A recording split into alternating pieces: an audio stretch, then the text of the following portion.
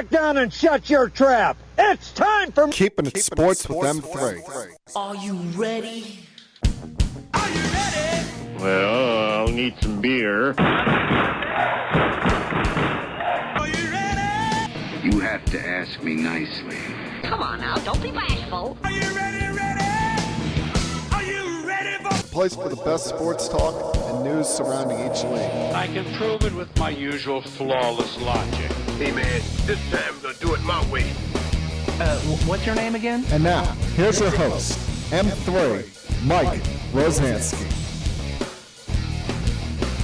Coming to you from Cherry Hill, New Jersey. It's time for Keeping It Sports with M3, powered by the Connecticut School of Broadcasting.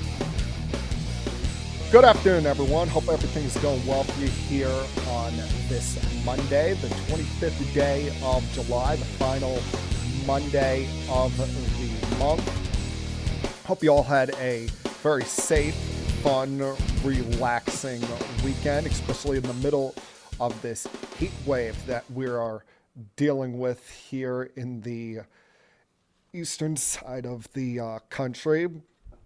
Now, it has not been a pleasant last week for my sweet little puppy dog Broccoli, who has not been able to go outside for many, if any, walks in the last week. But I've tried to keep him on as positive note as possible. And, you know, that's what I'm here for all of you today. You know, try to keep things on as possible, even keel playing field as possible, despite what has been an annoying last couple of days since coming back from the All-Star break for the New York Yankees. And, you know, I knew it was going to be tough coming out of the All-Star break. I mean, no matter who you're playing, teams will rise up for playing against the Yankees, especially with the start that they've seen them get off to this year. How there are people, you know, a month ago that thought that, oh, they're going to break the 2001 Seattle Mariners record for most wins in the regular season. That has never been something that I'm truly concerned about. My main concern for the Yankees is how they can best be situated for a long, deep run in the postseason and hopefully finally win World Series championship number 28. But of course, along the way, there would be pitfalls, potential roadblocks, and there's that one roadblock that we've known about all along, that we, as Yankee fans and the Yankees themselves, seemingly can't get past. Because for the majority of my life, the number one rival, the team that you hated the most, was the Boston Red Sox. But over the last several years, excluding, 2018 when they won the championship, for most of the last decade, the Red Sox have not been great. They had that run in 2018, as mentioned, winning their fourth title in this millennium. But they have had a lot of mediocre down years, mixed around Alex Cora leading them to that championship.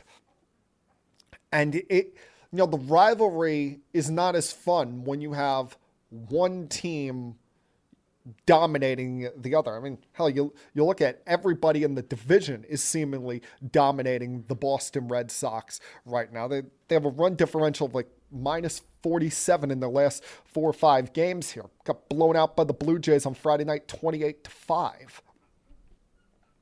But the main rival for the Yankees right now, and any Yankee fan out there, is of course the Houston Astros. That has become the team that we hate the most. They're the team that has knocked the Yankees out of the postseason 3 times in their last 5 or 6 trips to the playoffs. Now, they're the team that in most in most Yankee fans' minds, has taken away 2 opportunities at World Championships due to things beyond the playing field. Now, I've said repeatedly it's time to move on from 2017 and concentrate. There's nothing we could do about changing that. We have to get past it and try and win that next championship. You can't live in the past forever. But the Astros just continue to be a pain in the ass that the Yankees have got to try to overcome. They are right now the Yankees' biggest threat to getting to a World Series in the American League. When you look at all the injuries that Tampa has dealt with, Toronto has fired their manager and been suspect at best at times. You look at, there's no one threatening the Astros in the American League West. There's no one in the Central that you look at and say, oh, that they've got a chance against either one of these teams. So it's going to come down to Yankees versus Astros for who's coming out of the American League to go to the World Series.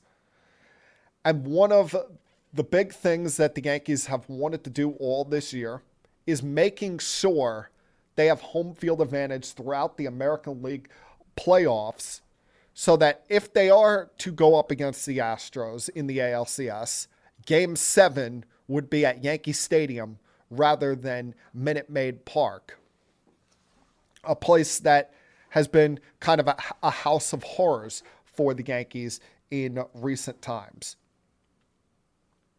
But you look at the Astros, they have had the Yankees number this year. They've won 5 of the 7 matchups between them. And the outcome of all of these games has been relatively close, have been 1 to 2 score games, with the exception being the no-hitter that the Astros had against the Yankees. I believe they won that game 3-0. But the Yankees have been in every one of these games against the Astros, have just not been able to get the big hit. They've pitched fine against them. It's just they can't figure out the Astros pitching plan against the Yankees. When you watch the game, it's pretty simple.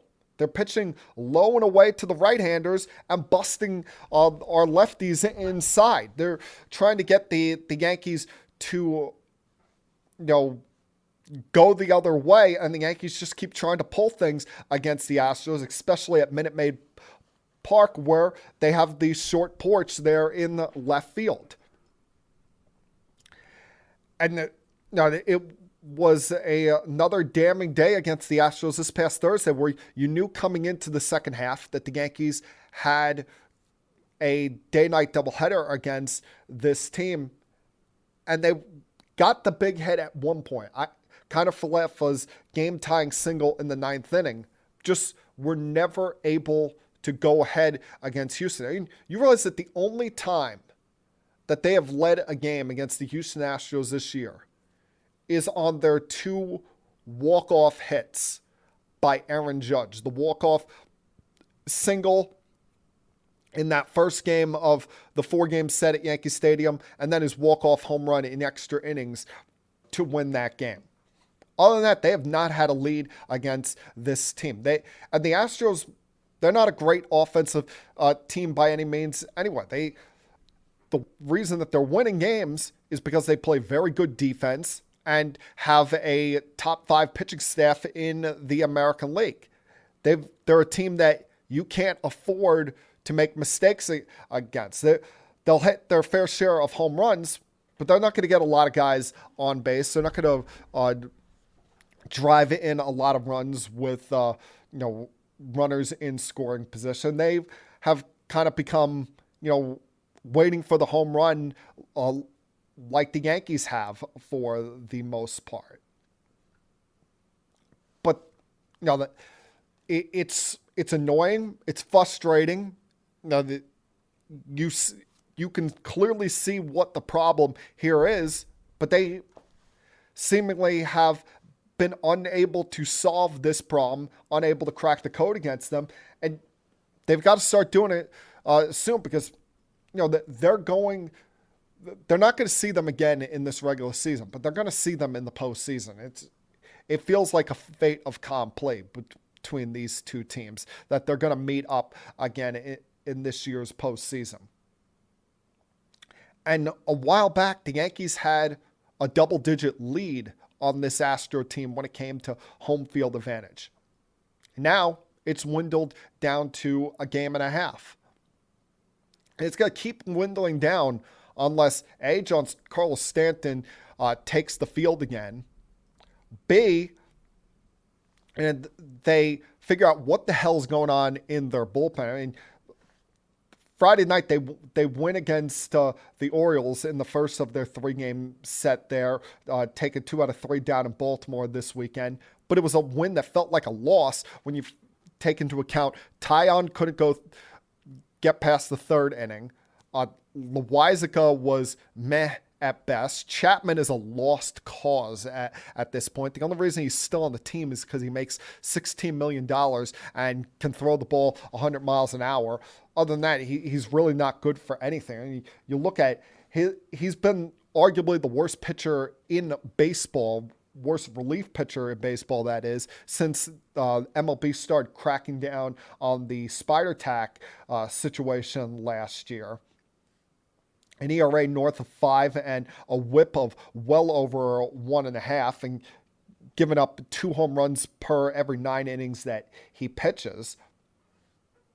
And add on top of that, now they've lost their second best reliever, Michael King, for the season to a fractured elbow. And now you're only left hoping that it's not more than that it's only a fractured elbow and not, when they go in to do surgery on it, they don't see torn ligaments and are forced to do Tommy John surgery.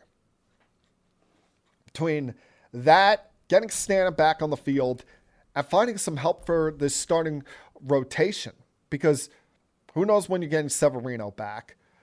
Taillon has been a mess for a while now. Cortez is starting to get things going a bit his last couple of starts, but you worry about him running into some kind of innings wall. And Montgomery, you just take whatever you can get from him. They need to get another starter in this rotation. And that is not continuing to go with Domingo Germán. Domingo Germán should not take the mound on Wednesday night against the New York Mets at Citi Field. Not just because they're going up against Max Scherzer, but because Domingo Germán sucks. Domingo Germán has an ERA north of 5 since the end of April of 2019. Remember that year where he won 18 games? It was a cute little story there until he got put on leave from baseball due to the domestic violence accusations against him. He's been awful. His ERA since then is just around 5, and he's gotten away with having good run support. I mean, he gave the Yankees no chance to win in his first start on Thursday. And I don't want to hear that he was making his first start of the season. You didn't expect him to go long anyway. You know at this point what you're going to get from Domingo Germán. Now, quite frankly, I don't understand their infatuation with this guy anymore as it is when you take into effect he pitches poorly in the last couple of years, and he's just a bad guy to have on this team. But they need to go get another starting pitcher. They need to get some bullpen help as well. I'll get to the bullpen help later, but I'll keep saying this until either it happens or somebody else trades from. The guy to go get is Luis Castillo from the Cincinnati Reds. You've got him under control through next season. And yeah, you're going to have to give up a decent prospect or two to get him. But like the old saying goes, to get something good, you got to give up something good. And I've long been saying that the package to put together is giving up the young shortstop prospect Oswaldo Peraza, because he's seemingly blocked as far as getting to the big leagues right now, with kind of Falefa as the placeholder for, in all likelihood, their number 1 prospect, Anthony Volpe, some point next year. And they've got depth in the organization at shortstop outside of Volpe with Trey Sweeney and a couple of others. Pair him with one of your pitching prospects, somebody that's in your top 10 to 15 prospects, whether it's this kid they talk about at AAA, Waldachuk, Luis Medina at AA. You got to put Clark Schmidt in there. One of these guys, pair them up with Peraza, give them a low-level minor league prospect as well, and get this done. Luis Castillo is currently scheduled to pitch for the Cincinnati Reds on Wednesday. He should not be making that start. He better not be making that start. His next start better be in Yankee pinstripes, because this is a season you can't afford to just say, oh, it's a crapshoot, we'll take our best shot at it. No, you got off to a historic start at one point. You're 35 games over 500, and we're not even at the end of July yet. You have Aaron Judge doing remarkable things. Just his 37th home run of the season yesterday is on pace to break Roger Maris's single-season team record for most home runs. LeMahieu and Torres have had bounce-back years, even though I'm a bit annoyed with Glaber's base running lately, but I digress. Stanton was playing well, though. Can you take the field? I mean, you're exhausted after being the MVP of the All-Star game.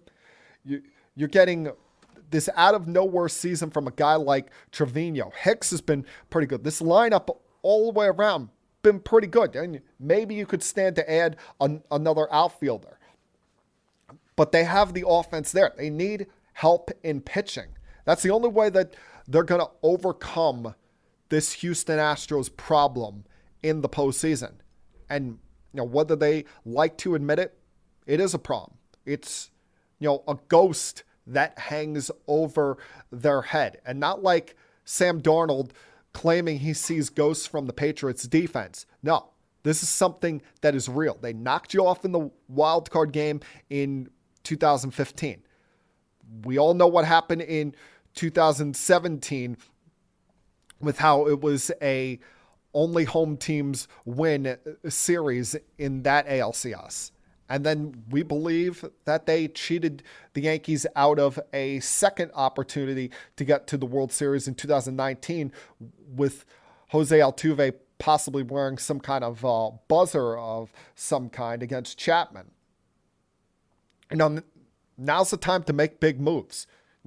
It may sting Brian Cashman to give up certain prospects he loves, but you can't prospect hug forever. You can't hold on to all of these guys. Not all of them are going to play for the New York Yankees. Their purpose there is to help the big league club. Whether that means some of them at some point play for the team, or in a more likely stance, use them as chips, use them as the pieces that you need to go get what is necessary to make sure that this coming October, the Yankees are celebrating winning championship number 28 in their franchise's illustrious history.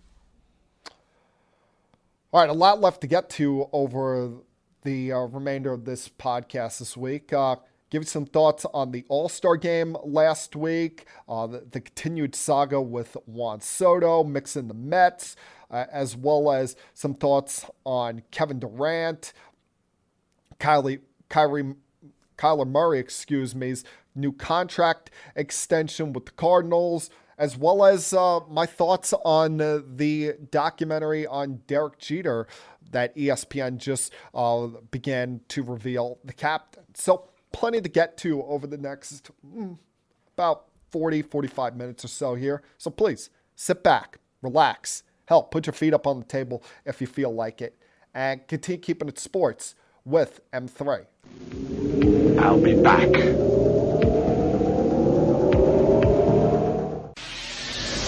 Connecticut School of Broadcasting founder Dick Robinson. You know, the media business has changed a lot since we opened our doors in 1964. Now media content is everywhere, on air, online, on the go. More than ever, companies are looking for people to help drive this new media. At Connecticut School of Broadcasting, you'll get hands-on training on the latest software and equipment in a matter of months, not years. Connecticut School of Broadcasting has placed thousands of grads in broadcast media careers. It's all about versatility. You see, at a radio station, if you also know how to shoot, edit, and post videos, you become a pretty hot commodity. That's the training you get at Connecticut School of Broadcasting. Connecticut School of Broadcasting with locations up and down the East Coast from Massachusetts to Miami. Call 1-800-TV-RADIO or log on to GoCSB.com. Connecticut School of Broadcasting, the nation's oldest and largest group of broadcast media schools, redefining training in radio, TV, and new media. Get trained. Get connected.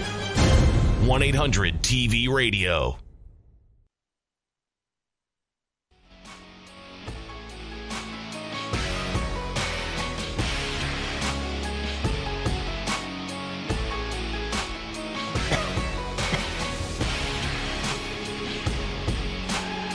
Welcome back to Keeping It Sports with M3 on this Monday afternoon here. Coming off of All-Star Week, where normally there's not a lot to talk about.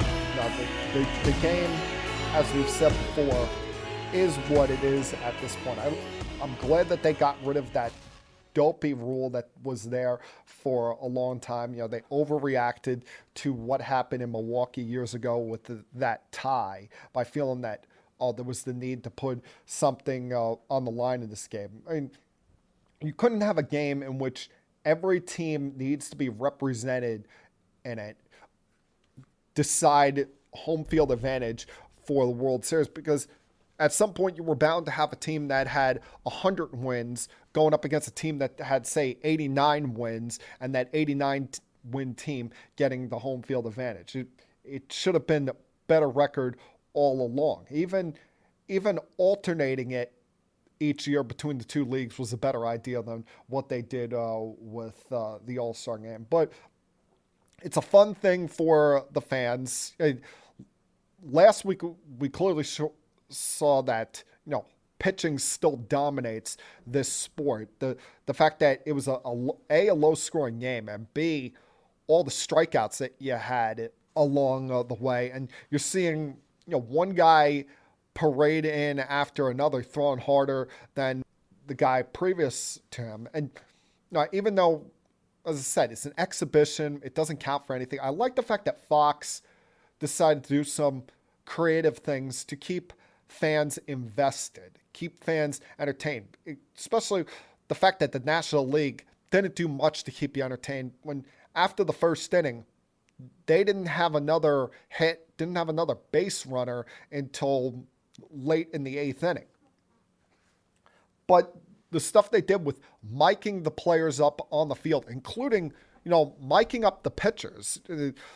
We saw amongst them Alex Manoah from the Toronto Blue Jays mic'd up as he's pitching, and he's getting all pumped up, amped up on the mound as he struck out 3 in his inning. Essentially, it's lucky that either he was not loud enough for the hitter to hear him, or for the hitters to have the mic as well, because he's essentially saying what he's throwing before he throw it.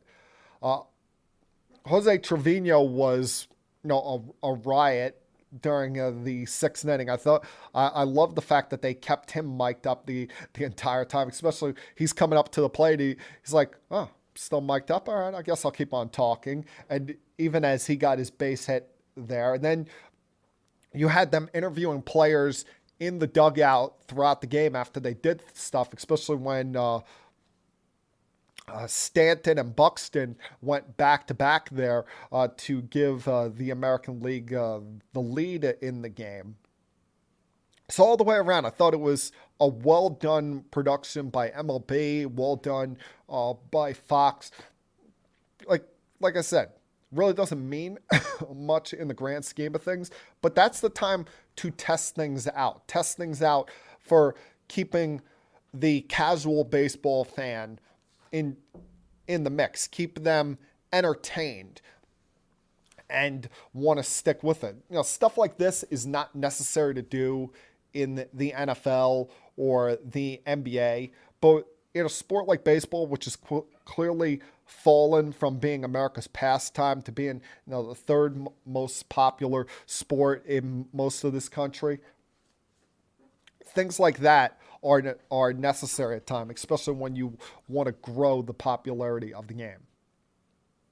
Now, the night before, we saw the home run derby, which was won by Juan Soto, still currently of the Washington Nationals, who, now, there was nowhere you could turn last week without him being a topic. Every, major media sports outlet was talking about his long-term future, even his short-term future, and whether or not the Nationals are going to be able to get a trade done for this guy before the August 2nd trade deadline coming up a week from tomorrow. I have long maintained that I feel it's, I don't want to say impossible because, as Kevin Garnett once yelled, anything is possible. But I find a deal like this is hard to put together in such a short time frame because you've got to scout out all the prospects, make sure you get the ones that you like, and you're going to be asking for a boatload of guys. And B, if you're the team that's getting him back, I don't care what anyone says, I want him signed up to a long-term deal before I make this kind of commitment as far as trading away assets like that. Now, I know Scott Boras is his agent, and he's a pain in the ass to deal with, and it seems like he's hell-bent with getting this kid to free agency. But you're going to give up all of that, even though you would have him for 3 postseason opportunities, potentially. You would have him for 3 kicks at the can at trying to get a world championship. But I would want to make sure that if I'm giving up all of my young assets to get this guy, that I have him for the entirety of his baseball greatness. And yeah, it's a risk doing these long-term deals like this. Anytime you lock a guy up for beyond 10 years is a risk. I mean, you look at it, the Angels are dealing with the fact that they really can't afford much outside of Mike Trout, and he's having a season coming off of injury issues, even dealt with some injury problems this year. And even with how great he is, they haven't been able to draw a lot of fans at their ballpark and haven't been able to win a lot of games because they're not putting a good team around him. You look at with the Padres, I said at the time it was smart for Tatis to take the 14-year deal, but so far the Padres haven't got a lot of bang for their buck because he's had 2 injuries, one of them being off the baseball field, and we still haven't seen him this year. But I talked about it last week, the greatness that this kid has gotten off to start his career, and he's still only 23 years old. I mean, who wouldn't want to trade for a young stud like this? Who wouldn't want to trade for a phenomenal, remarkable talent like Juan Soto, who his best years are probably still ahead of him? That's why you've already seen 7 to 8 teams thrown in there, and it's probably more. Every team should at least inquire, should at least contact them to see what it would take. But I don't think it's going to be either one of our teams in this area, the Yankees or the Mets, pulling off this deal. As I said, the Yankees have things they should be more concerned about as far as getting pitching.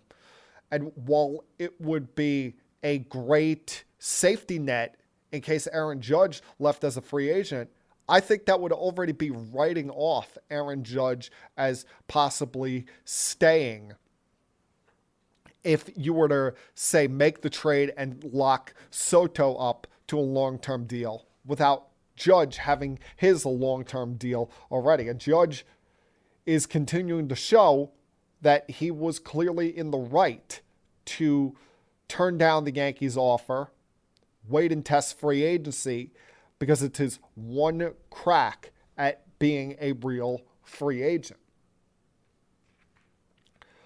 But, I've seen a lot of places where the Mets have called, talked to the Nationals, Met fans getting their hopes up, and the Mets should, that's something Billy Epler should do, at least make the phone call. The worst thing that can happen is you're told no.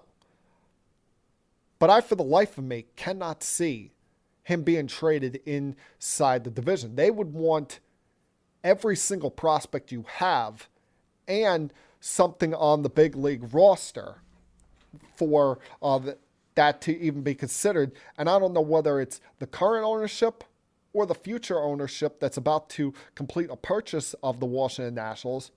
I don't know who down there in our nation's capital would be able to stomach seeing Juan Soto play for the New York Mets against the Nationals, however many times it would be, with how the schedule is shifting next year.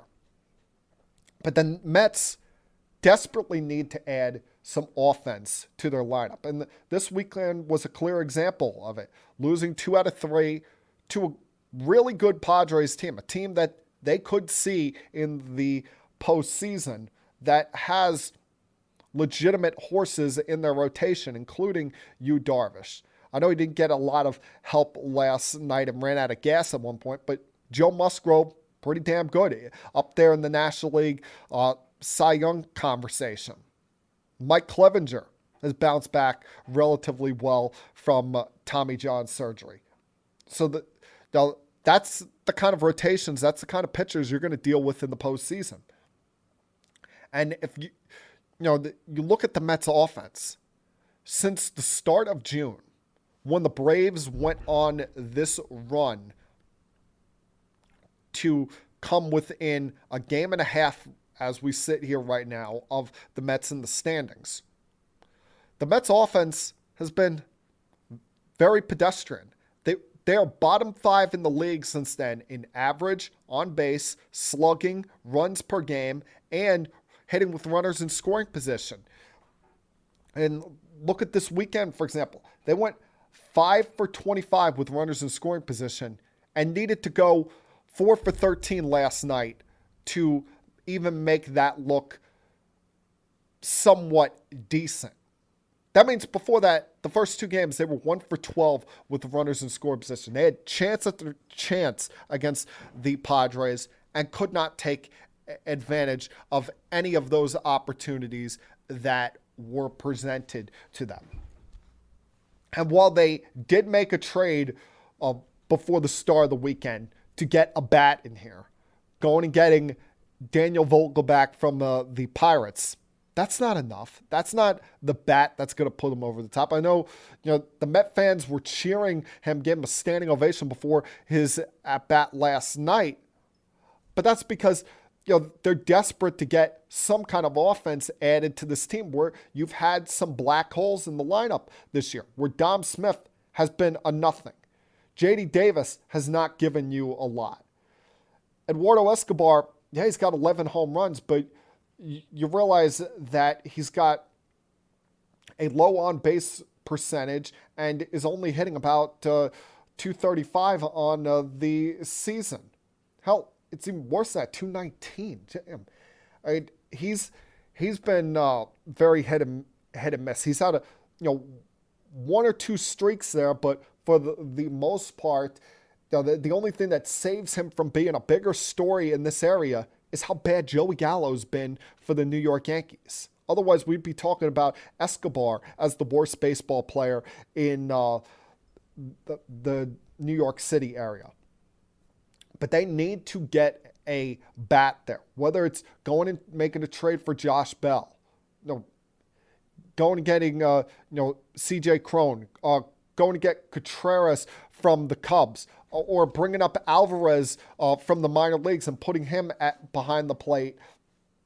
Something's got to be done to improve this offense. And the Mets could use some help in their pitching staff. I mean, for right now, their rotation has held serve, even without Jacob deGrom. And who knows when we're going to see him again, considering he had his sim game pushed back last week from Tuesday to Thursday. And even though things came out well from that after reported shoulder soreness early in the week, there's no guarantees with this guy when it comes especially to the injuries they've dealt with in the last year. And the fact that you're without Tyler McGill right now, and in all likelihood when he comes back, he'll be a relief pitcher, the Mets are going to have to look for possibly some help in that pitching staff. And I said it earlier, both the Mets and the Yankees could use some help in that bullpen. There's guys that are going to be available.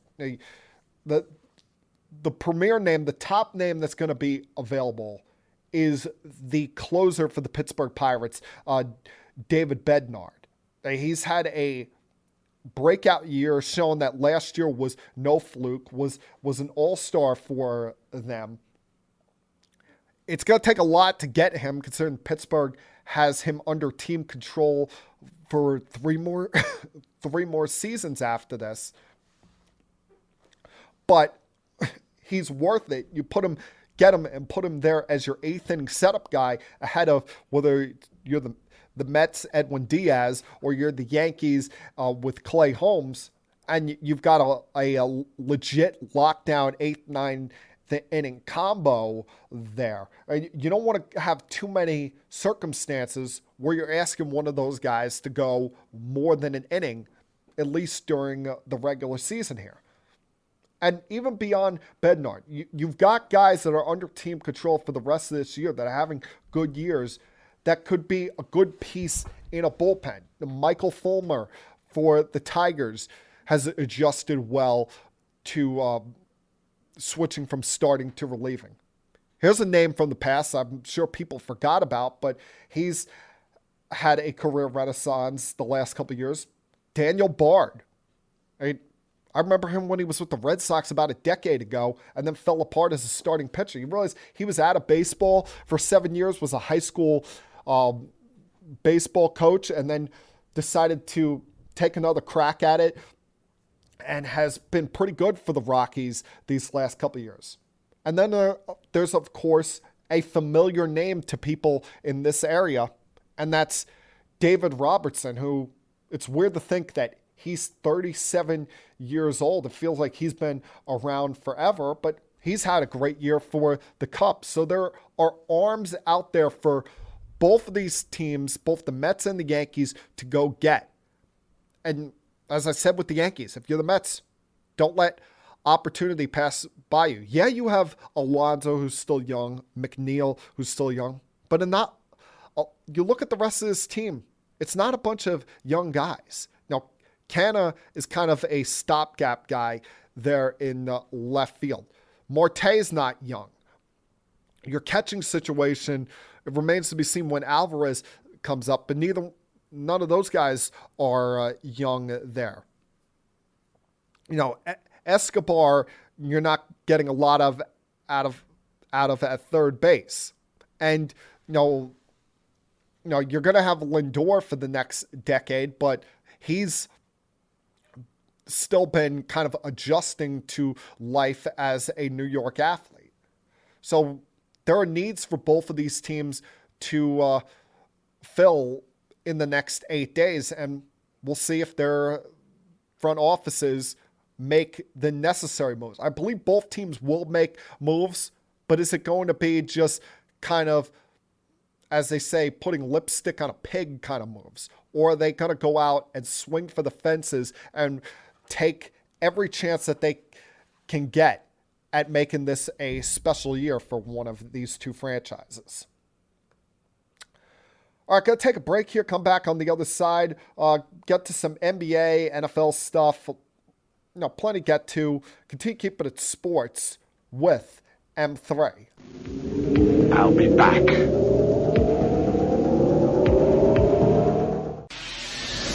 Connecticut School of Broadcasting founder Dick Robinson. You know, the media business has changed a lot since we opened our doors in 1964. Now media content is everywhere, on air, online, on the go. More than ever, companies are looking for people to help drive this new media. At Connecticut School of Broadcasting, you'll get hands-on training on the latest software and equipment in a matter of months, not years. Connecticut School of Broadcasting has placed thousands of grads in broadcast media careers. It's all about versatility. You see, at a radio station, if you also know how to shoot, edit, and post videos, you become a pretty hot commodity. That's the training you get at Connecticut School of Broadcasting. Connecticut School of Broadcasting with locations up and down the East Coast from Massachusetts to Miami. Call 1-800-TV-RADIO or log on to GoCSB.com. Connecticut School of Broadcasting, the nation's oldest and largest group of broadcast media schools, redefining training in radio, TV, and new media. Get trained. Get connected.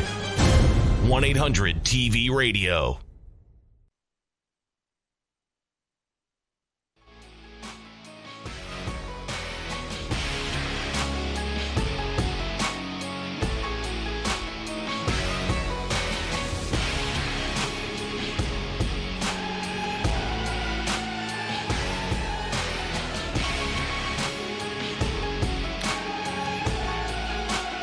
Welcome back to Keeping Sports with M3 on this Monday afternoon. Remember, as always, where you can find the podcast across social media to tell your friends about.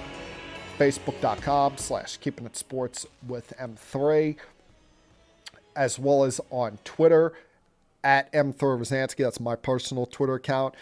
MTHREEROZANSKY at M3Rozansky, as well as at Keeping It Sports. You can also find me on Instagram, keeping_it_sports_with_M3. All the places you can find the podcast across social media, as well as find it on Spotify and Podbean. On each of the social media platforms, you'll find the link to listen to the podcast version each and every single week. That is, unless you want to watch the video version of it on Facebook.com, if you can stand to look at me for an hour. You know, I've never been much of this whole cancel culture thing. I've always said that our voice is our most powerful weapon. I've said, you know, feel free to speak your mind as long as you're not telling us lies, as long as you're not telling us anything that has been proven incorrect. But I'm really beginning to wonder why the hell anyone gives a damn about anything that comes out of Lane Kiffin's mouth anymore. Because he comes off, every time there's a microphone put in front of him, as the most whiny, complaining, little crybaby that there is. I mean, it's one thing when Nick Saban complains about things that are going on in college sports that he feels are disadvantageous to Alabama, and that's the only time he complains about anything is when it's not going Alabama's way. You know, when a top recruit decides they want to go to Georgia or someone else in the SEC rather than Alabama, suddenly it's a problem. But at least he can do that. He's got 7 or 8 national championships. He's got some pellets on the wall that provide him that kind of backing. What the hell has Lane Kiffin ever done? I mean, you look at his career record. Yeah, he's 35 games over 500, 76-41. But he's won in 11 years only 2 conference titles, and that being in Conference America or Conference USA, when he was the head coach at Liberty. He's 2-3 in bowl games. He's made 0 appearances in BCS or New Year's 6 bowl games. And constantly, we're going to him for sound bites. We're going to him for his opinion on things in college sports. The most recent being him once again complaining about the NIL deals for the college athletes. complaining last Monday at SEC Media Day saying, quote, if you got boosters out there deciding who they're going to pay to come play and the coach isn't involved in it, how's that work? Do they just go pick who they want and then when they don't play, that's how it's going to work? So again, this was not thought out at all, in my opinion, and it creates a massive set of issues. Yeah, it creates a massive set of issues because you're probably not getting the recruits you want. You're probably not getting the level of players you want, realizing that there's a level playing field anymore. Players realize they don't always have to just go to the big marquee schools in the SEC or the Big Ten to make a name for themselves. And not that Ole Miss is amongst the powerhouses of the of the SEC. But he's annoyed that a school that wasn't always viewed as a top-tier program in the SEC is now getting up there in Texas A&M, who had the top signing class this past year. And he's in the past joked how that, are they going to have a luxury tax for how much they paid for their signing class? Really getting under the skin of Jimbo Fisher, both Lane Kiffin and Nick Saban. But as I said, Saban at least has pellets on the wall. He at least has some, backing to him. Well, Kiffin comes off as the guy that, he was once the wonderkin, but things haven't gone his way. Other people have surpassed him in having that kind of success, such as Dabo Swinney and Jimbo Fisher, and now he wants to whine. And that's the only reason he would come out and say, there should be a salary cap to the NIL deals, which would be absolutely ridiculous. Is there a salary cap for college coaches? Is there a salary cap on how much you can spend on your training facility and what you provide for not just your staff, but for your players? No. And remember, this is not a pay for play. If it was pay for play, you would have to give it to everybody at the program in every form of college athletics. You can't do one thing for the football team and not the same for others. This is kids, rightly so, getting paid for their likeness and imaging. The ability to sign autographs, the ability to have their name or face put on t-shirts or posters or be in commercials. And as long as that's, not affecting their college play, because let's face it, calling these guys student athletes, that went out the window a long time ago. They go to school for maybe a semester, just long enough to remain eligible, and then don't give a damn about it for the rest of the year, or more times than not, leave for their respective drafts anyway. But this was something that was long overdue. Has it turned things into the wild, wild west? Sure. But it's allowed, these kids to realize that, I don't have to just go to this program or that program to get my name out there. And that is something that should have been allowed out there a long time ago. I mean, hell, if these coaches can just pick up and leave at the end of a season before bowl season is completed or postseason play is completed, then why shouldn't the players get some kind of extra benefit? Why shouldn't they get to make some kind of off-the-field endorsement, especially when we know 90% of them are probably not going to go pro in their sport anyway?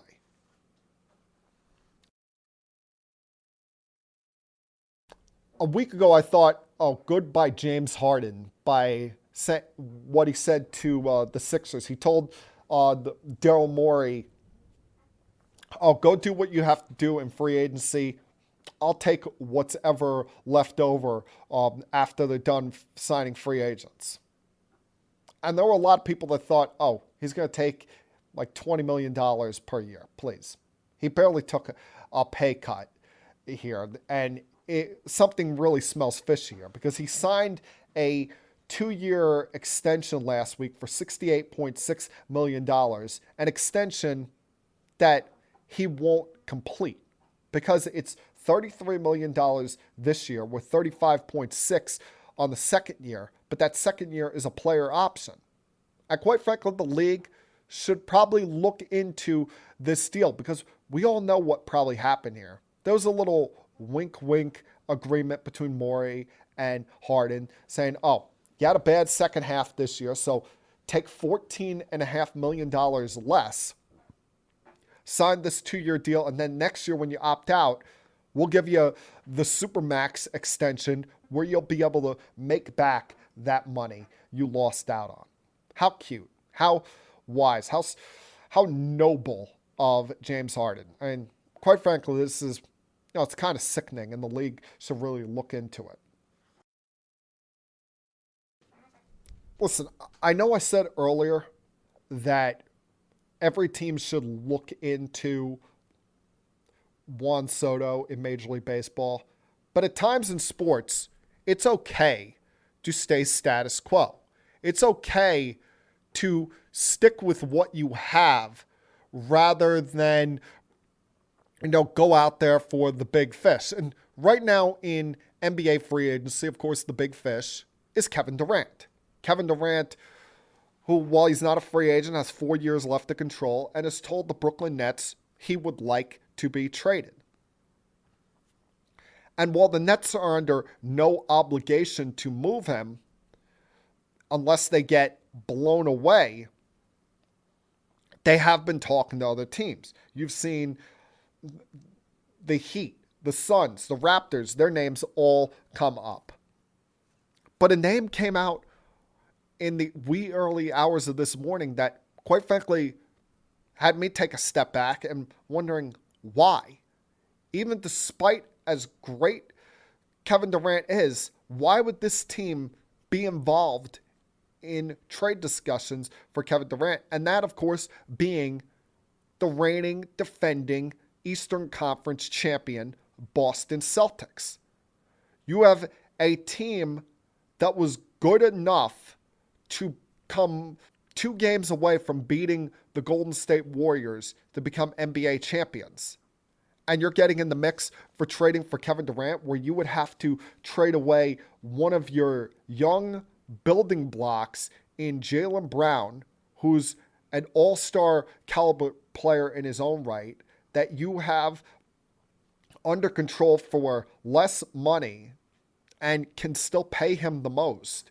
You have a boatload of draft picks, some of which that you got from the Brooklyn Nets, and you're willing to give some of that back to get Kevin Durant, who seemingly is, after a while, unhappy wherever he goes. I mean, he wanted to leave Steph Curry and the Golden State Warriors. Now, after 2 years of playing for the Nets, he wants out because, quite frankly, I think he's sick of Kyrie Irving. And now the Celtics want to get in the mix of this. And the Nets, now after they got taken through the mud, run over in the deal for KG and Paul Pierce years ago, they're going to want their pound of flesh from the Boston Celtics. That's why it's not surprising that you're seeing reports where they want not just Jaylen Brown, but Derek White and Marcus Smart, along with 3 first-round draft picks and 2 pick swaps. I don't understand what the Celtics are doing. Yeah, you're getting one of the best players in the league, but he's 10 years older than Jaylen Brown and is seemingly always unhappy. You've put a good nucleus there together around your big 3 up in Boston that was good enough to get you to the Eastern Conference Finals and have you 2 games away from winning an NBA championship. Why change that up? Why, essentially, you would be taking the ball somewhat out of Tatum's hands because Tatum would go from being your number one guy, the face of your franchise, to your number two. And as I said, in order to pull that off, you would have to give up valuable pieces, including the defensive player of the year in Marcus Smart. So I really don't get the Boston Celtics' involvement in this. A couple NFL notes here before I take a break. The San Francisco 49ers have granted Jimmy Garoppolo and his agent permission to seek a trade because he's been cleared to practice now following his offseason shoulder surgery. And this is one of two things in this offseason, or three, should I say, that seemingly will not go away. We had one of them solved a couple weeks ago, Baker Mayfield being traded from the Browns to the Panthers. Now we have two more hanging over the league. One of them being the Jimmy G situation on whether he's going to get traded or not. And right now there's very few possibilities for him. As underrated as I think he is, because while what he do may not be flashy, may not get all the highlights on SportsCenter, he does win games. And while he's not the number one reason the 49ers have won so many games the last couple of years, why they've had a Super Bowl appearance and been in the postseason, hasn't exactly just been a complete passenger where he's turning the ball over left and right and you got to carry him to the promised land. He's been a good, solid quarterback in this league and could help some teams. Could help a team like the Detroit Lions. Could help the Seattle Seahawks, who just traded Russell Wilson away this offseason. Hell, he could be a nice either stopgap or replacement for Big Ben in Pittsburgh. So there's some teams that don't exactly have their long-term solution, their long-term answer, that could use him right now. Now, a team that has made their decision on their long-term answer, seemingly, is the Arizona Cardinals with Kyler Murray, who finally we put together to end that saga over the last couple days with him signing a 5-year extension worth $230.5 million with $160 million guaranteed. And now people will make a big deal about it. The fact that now annually he's the second highest paid quarterback in average annual salary at just over $46 million per year. And, quite frankly, he does not deserve to be the second highest paid quarterback in the sport. This is not a deal I would have done because of how he slipped in performance last year and dealt with some injury issues. And I'm not even going to hold the playoff performance against him because we've seen a lot of guys struggle in their first go around in playoff games. And remember, it was his first playoff appearance and he was only in his third year in the league. But him and his agent acted like complete pain in the asses and whiny babies. So I would have forced them to go through one more year of this song and dance. I mean, the team had him under control for at least 3 more years, with this year, the 5th-year rookie option, as well as franchise tagging him. So you could have really made him wait and have to sit through it rather than cave to his demands. And while we've seen improvement each year, he's not a guy that I feel 100% comfortable handing the long-term future of my franchise to. He's not a guy on the level of Mahomes, Allen, Justin Herbert, Joe Burrow, guys that I'm saying in 10 years, they'll still be here. I'll have a Super Bowl and they'll have me in contention each and every single year. Because last year he did deal with some injury issues. He dealt with some immaturity issues. And I've always worried about not just his small stature, but at some point, he's not always going to be able to outrun the competition. At some point, while, he'll be able to move around, he's going to have to learn how to be more of a pure thrower of the football rather than just a video game out there. He's not going to be able to pull the Mike Vick routine his entire career.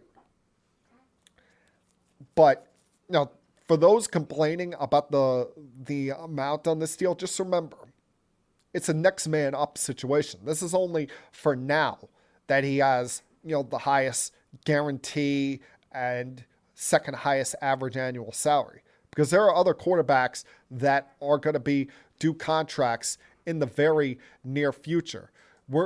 Joe Burrow, at some point, probably by the beginning of next year, is going to sign a new deal with the Bengals.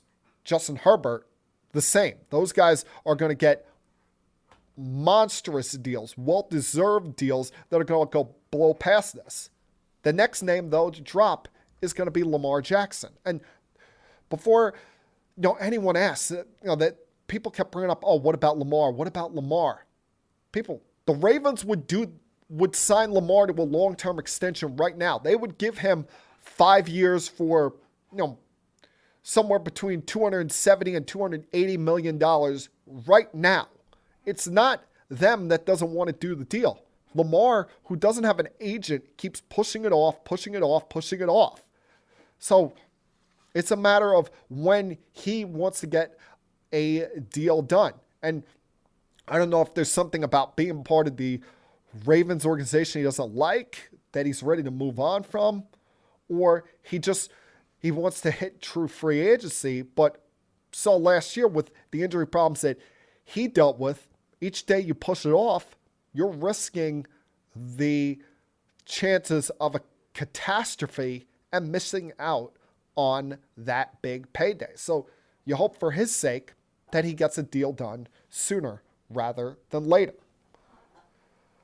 Going to take one final break here, come back on the other side, close things out with some thoughts on the documentary ESPN began airing this last week, The Captain.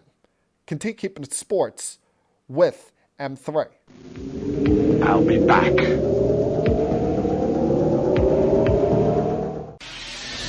Connecticut School of Broadcasting founder Dick Robinson. The media business has changed a lot since we opened our doors in 1964. Now media content is everywhere, on air, online, on the go. More than ever, companies are looking for people to help drive this new media. At Connecticut School of Broadcasting, you'll get hands-on training on the latest software and equipment in a matter of months, not years. Connecticut School of Broadcasting has placed thousands of grads in broadcast media careers. It's all about versatility. You see, at a radio station, if you also know how to shoot, edit, and post videos, you become a pretty hot commodity. That's the training you get at Connecticut School of Broadcasting. Connecticut School of Broadcasting with locations up and down the East Coast from Massachusetts to Miami. Call 1-800-TV-RADIO or log on to GoCSB.com. Connecticut School of Broadcasting, the nation's oldest and largest group of broadcast media schools, redefining training in radio, TV, and new media. Get trained. Get connected. 1-800-TV-RADIO.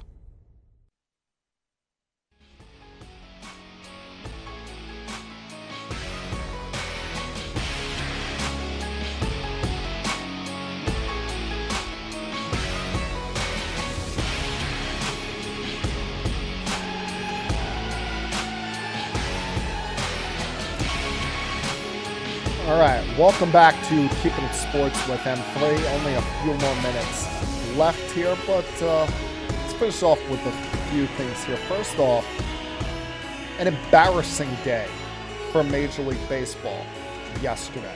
A day that, quite frankly, they should look themselves in the mirror and be ashamed of. Because yesterday was the Hall of Fame induction ceremony up in Cooperstown for the 2022 class for the Major League Baseball Hall of Fame, headlined, of course, by Red Sox legend David Ortiz. And I will take it to my dying grave. I will continue to bring it up. I will not stop until someone gives me a definitive answer on this, a real, true answer, not just some fake mumbo jumbo BS answer. Why does David Ortiz get a free pass? Why is he the one guy that the baseball writers and the Hall of Fame have said, oh, he can come in, but the rest of the PED guys can't? Let's take it to account. Bonds and Clemens have barely gotten past that 55% threshold, or past 55% toward the 75% threshold to get into the Hall of Fame. They're never going to get in if the writers have anything to say about it. The same is going to go for Alex Rodriguez, who I think barely got like 35%. But the writers rolled out the red carpet for David Ortiz this past year. He got north of 80%. And I, for the life of me, can't understand why. Because, yes, I know the drug testing in 2003, that was before there were any penalties were involved. That was before there were suspensions involved for failed PED tests. And that was back when the players were vehemently against drug testing, were vehemently against getting the potential suspensions, and that we weren't supposed to know the names that were involved there. But you're going to tell me that we're going to hold it against Alex Rodriguez. We're going to hold it against Manny Ramirez and Sammy Sosa, three names that were revealed on that. People, David Ortiz, his name was mentioned right there with the rest of them. He's the one that seemingly gets the free pass, that is treated like, oh, he did nothing wrong, and the rest of these guys are the worst people in the world. It really makes no sense whatsoever to me. I've never quite understood why he's the one guy that gets that free pass. And quite frankly, baseball should be ashamed of themselves. I mean, yesterday on what was the 58th birthday of Barry Lamar Bonds, arguably the greatest offensive force I've ever seen in baseball. And we know the deal with him. He never failed a test as far as we know of. We know he did steroids. Whether he knows that he took it or not, he did something to his body that increased his performance, went from being arguably the best player in the sport at that point between him and Ken Griffey to being, a modern day version of Babe Ruth and his body being inhumanly large. It makes no sense at all. And baseball and the Hall of Fame, quite frankly, should be embarrassed. Now, the other thing I want to close out with talking about today is in the last week, ESPN began to air the first couple of episodes of the documentary series on Yankees legend Derek Jeter entitled The Captain. And there were already a lot of things that we knew about Derek Jeter coming into this. Whether it be his upbringing, the fact that he is the offspring of an interracial marriage with his father being African American and his mom being white. Didn't realize that they had, both served in the war and that they met overseas as part of their duty, and that's what led to their relationship. But how well they handled bringing up Derek and his sister being interracial children, and that how racism was still, unfortunately, alive and well during their childhood. But you start to see things that I don't think the common fan knew about Jeter. The fact that he's the high school player of the year coming into the 92 draft and fell to number 6 in that draft behind 5 college athletes. And to me, the best story to come out of that is the fact that the Astros scout, former big leaguer Hal Newhouse, retired the day after the draft because the Houston Astros took Phil Nevin instead of taking Derek Jeter. And while Nevin had an acceptable career, you never really heard of any of those other players. You never heard from any of them again.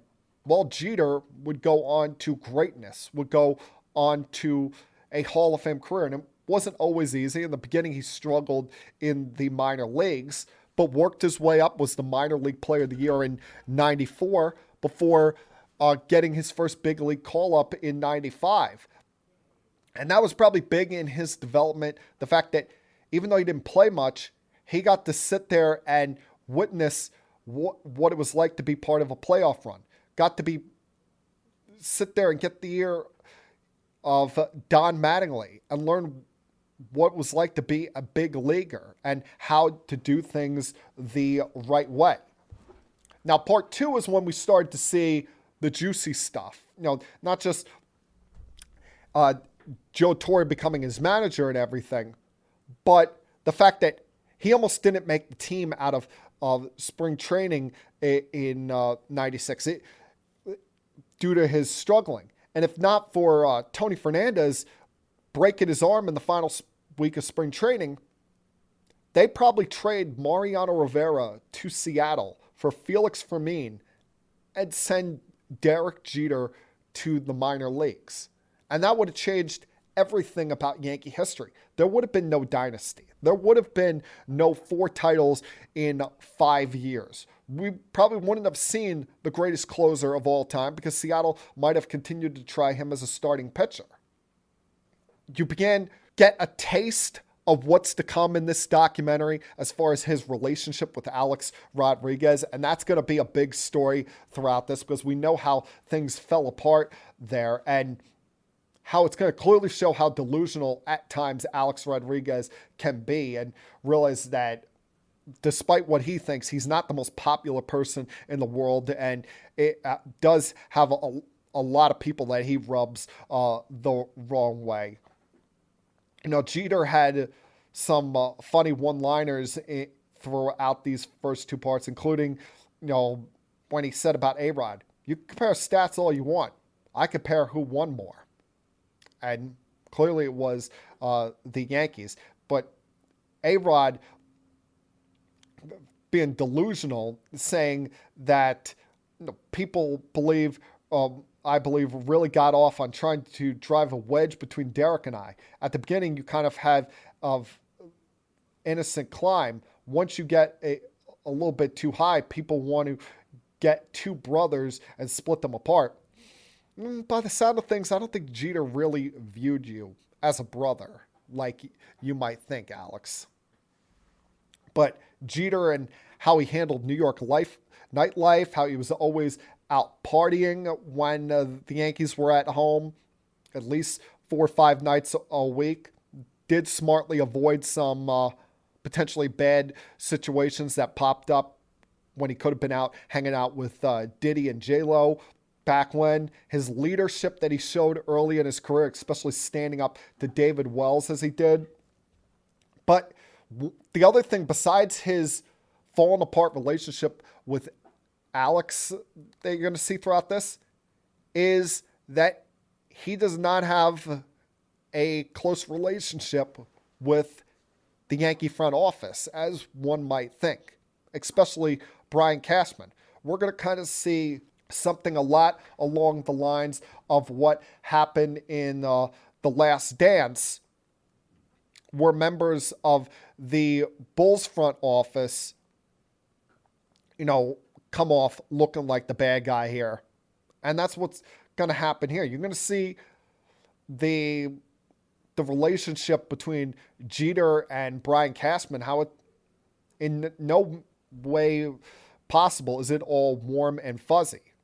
How in no way possible is it, kumbaya between the two of them, starting with that arbitration hearing in 98 and how Jeter felt disrespected by the front office. And another example on why the players should not be in that meeting. Let the agent in the front office handle it out, hash it out.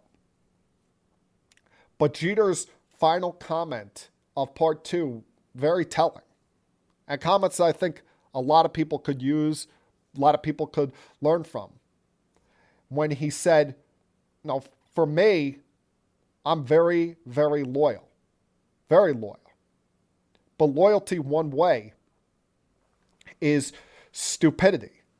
I expect the same in return. And if I feel you're taking advantage or trying to take advantage of me, I'm done. And we're going to see that when it comes to the relationship of him and Brian Cashman. Because as we know, Cashman wanted to move, or seemingly wanted to move on from him at the end, even when Jeter had given up so much to this organization. Can't wait to see how this all plays out in parts 3 through 7. And that, my friends, was Keeping It Sports with M3 from Monday, July 25th, 2022. Everyone have a great night, have a great week, and I'll talk to you again same time next Monday. Until then, peace. We have to go. Good night, everybody. I have had enough of you! Thank you for all the fun. Thank you. Hey, shut up, will ya? I don't want to see you, I don't want to hear you, and I don't want to smell you. Now leave. I'll be back.